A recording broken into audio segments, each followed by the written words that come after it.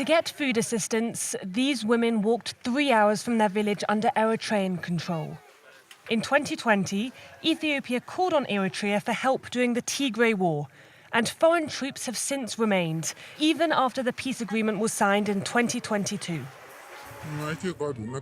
The soldiers control our movements. They know when we leave and tell us when we can come back. We can't move at night. I don't mind following their rules, but this constant surveillance is stressful. We have no freedom. Cars have been banned here, so donkeys are being used to transport goods. Elemas, who lived in an occupied area, has sought refuge with relatives.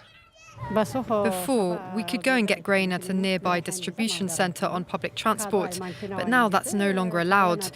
We took a long time to get here by foot and had to load the donkeys. The main road from Adigrat, the nearest city, is blocked by soldiers. Tensions around the borders have been high since Eritrea gained independence in 1993. When the Tigray War began, Eritrean forces took control of the land they claimed and they imposed their laws. We are between Eritrean forces and people. No another forces here to secure us. The Eritrean forces informed the people too. This is our places according to Algiers agreement.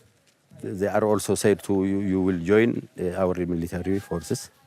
You are ours. Then there is also the kidnapping of youths. Recently, 4 to 5 youths. We have no information about them. The village is isolated and neglected by Ethiopian authorities. Schools here have been left in disrepair since the war, and there's a shortage of staff. Some teachers are injured or missing. Others can't find work. Many now have disabilities and can no longer work. Many don't want to come back because of the occupation. We're lacking teachers in key subjects like economics, maths, English, physics, and biology. So many teachers are missing. In the Irob region, around 163,000 square kilometers are occupied. Many in Fatsi are seeking shelter and aid after fleeing Zalambesa, just 25 kilometers away, which has been under control for 4 years. Women report instances of being assaulted by occupying forces. I can't stay there. I've suffered a lot at the hands of the enemy.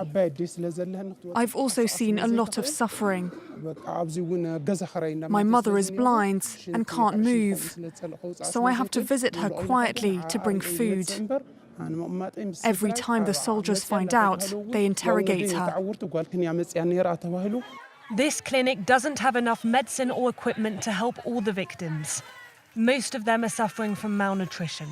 The other reason they come to this medical center is for trauma related to sexual violence. The damage from sexual violence is immense and can last for a long period of time, which makes it very difficult to treat.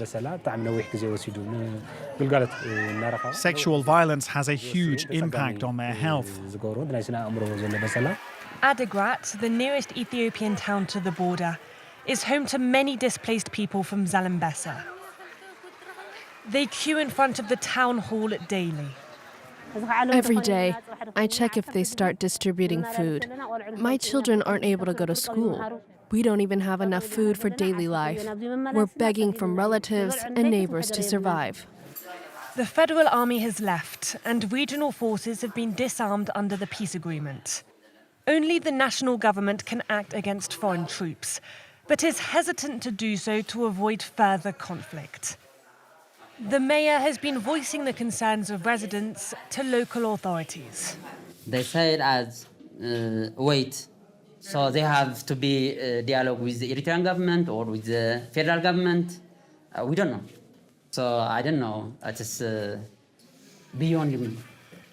Residents are fed up with this never-ending crisis. They're urging the government and international bodies to enforce the Pretoria agreements so they can finally return home and rebuild their lives.